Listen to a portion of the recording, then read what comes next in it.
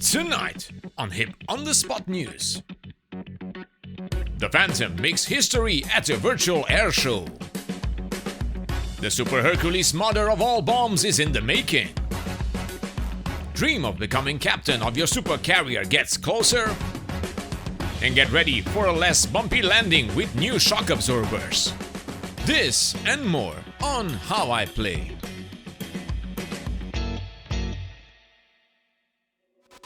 This video is sponsored by Fox3 Managed Solutions. Hello virtual pilots, I'm Andre Celesti, and tonight we are going to talk about the latest news in DCS world. And oh boy, we got some juicy info for you.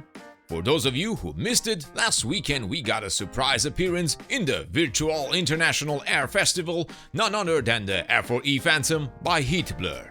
Flown by none other than Grayson Frochberg, the voice of Jester AI. We witnessed an amazing display of the Phantom in what I can say was the best way to present this magnificent bird. The sound, the moves, the angles, and the excitement were unique. And we can say it once again, the hype is real. Plus, my honest reaction was, it's smoky. In case you missed this event, there are two videos that cover this particular moment, at least two that I could find. One is from Heatblur themselves, and one is from the Fights On Military Aviation Enthusiasts, and I linked both in the video description. It's a must-watch for F4 Phantom fans out there.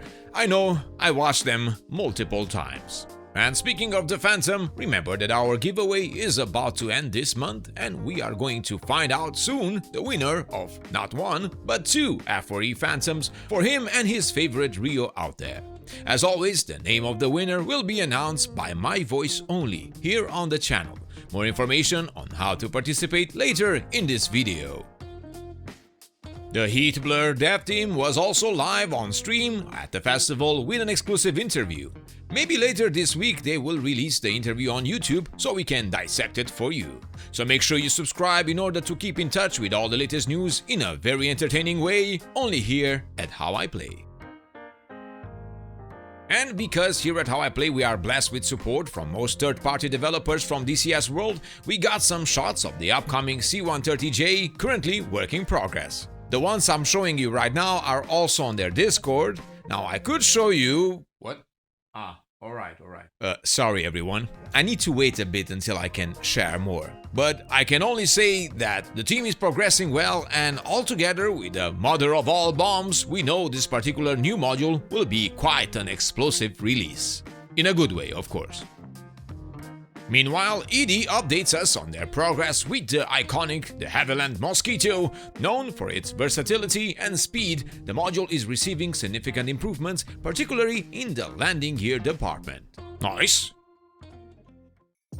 More precise, they have developed new multi-component physics for the landing gear. This system simulates tire and shock absorber dynamics separately, which provides a new and more realistic feeling on how the aircraft should behave while in motion on the ground, especially on rough terrain. Immersive. The new system has been added to the Mosquito as an initial proof of concept, in particular due to its large, low-pressure tires and short shock absorber movement range, making it an excellent technology demonstrator. After the upcoming release, ED will continue integrating the new landing gear physics into other aircrafts, both World War II and modern. Oh, I wonder, what do you think? Which other aircrafts landing on grass strips, modern, is about to be released somewhere in the future? Then guess what? It was time for the Supercarrier Progress Report. Yes, once again we hear from the long-going process of shaping up the supercarrier with the right tools and features that were mentioned in the past. This time the Airboss and briefing room. Nice. For the Airboss functionality that will crown the supercarrier with that immersive new layer of realism and functionality, it will offer a superb view of the entire flight deck and provide important information such as weather, carrier speed, heading, and more. It will also give direct control of the carrier's heading and speed for players to maneuver the ship. You will be able to turn the carrier into the wind for launch, and set up recovery operations. Oh, that's perfect. Now I can say, look at me. Look at me. I am the captain now. Okay, Petrovich, go tell Natasha. Natasha, look at me. I am the captain now. So, how is it to be the captain? Painful. I don't like it. So, before we were interrupted by the wannabe captain out here, we were talking about the new controlling features for the supercarrier. It will be quite nice to be able to steer the ship. I know, I would love to try that. Moving on, ED mentions an ATC display that provides an indication of air traffic around the carrier, with integrated radio and voice chat. That makes me wonder, can we get a super tower functionality for the airports? Commander, What? don't give them ideas. Ah, indeed, Petrovich, you are right. So speaking of screens and cameras, we will get to watch the deck from certain cameras shown as video feed with further functionality planned, such as carrier light management and elevator controls. ED are also making good progress with finalizing the briefing room.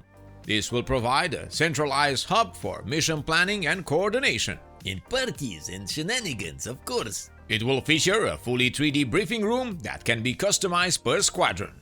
Each pilot will have a multifunctional tablet capable of equipping their aircraft and planning their mission route. The goal of the briefing room is to allow both single-player and multiplayer pilots to have an immersive and realistic mission preparation phase that places them into the action even before entering the cockpit. Oh well, I will sure love to see this in action one day, but until then, the pictures and a few shots from previous videos is all we have for now. Meanwhile, as I was writing this script, Wags just posted another video showcasing the FCR for the Apache. This time, a great example from the backseat control using the FCR. For Apache lovers, and not only, a very entertaining video that ends in a cluster spam of hellfires on the unsuspecting enemy with a fire and forget manner that makes you wanna say sneaky sneaky and bye bye. Wags also noted the following. They are planning to allow George to engage with the FCR, but only after they complete the FCR development. Later, they will add a link mode that will slave the TADs to the FCR NTS, plus the FCR to the reloading pop-up. As always, I link the video in the description down below. Enjoy the boom boom. Yes. And that's it for today. Thank you all for watching. Remember that very soon our F4 Phantom giveaway will be over. More information in the video description on how to participate. Many thanks to our patrons that support our channel: Rhinox, Rich Amberside, Pegasus24, Step at 001, Jimmy, Runan, Rick Bish, Crash, Santiago Ordonez, Hobo, Dieter Newsbomber, Tony Prince, Natalon, Isod, Rapture Dad 86, Moljam, Dougal Wilson, Brooke Guet, Frank Diaz Del Pino, Sayanus, Kommel, and Stefan Eberly. Thank you guys for your continuous support, it means a lot to me. Very soon we will open the testing environment for our Hip Games dynamic mission server for all of our Patreons to enjoy. More information on our Patreon page. Remember to check our sponsor VR Rock for your VR blue light protection and prescription lenses, and Fox3 Managed Solutions for the best DCS servers out there. And subscribe to keep in touch with all the latest news on your favorite simulators and games. I am Andrei Celesti, reminding you to fly safe, and I'll see you next time.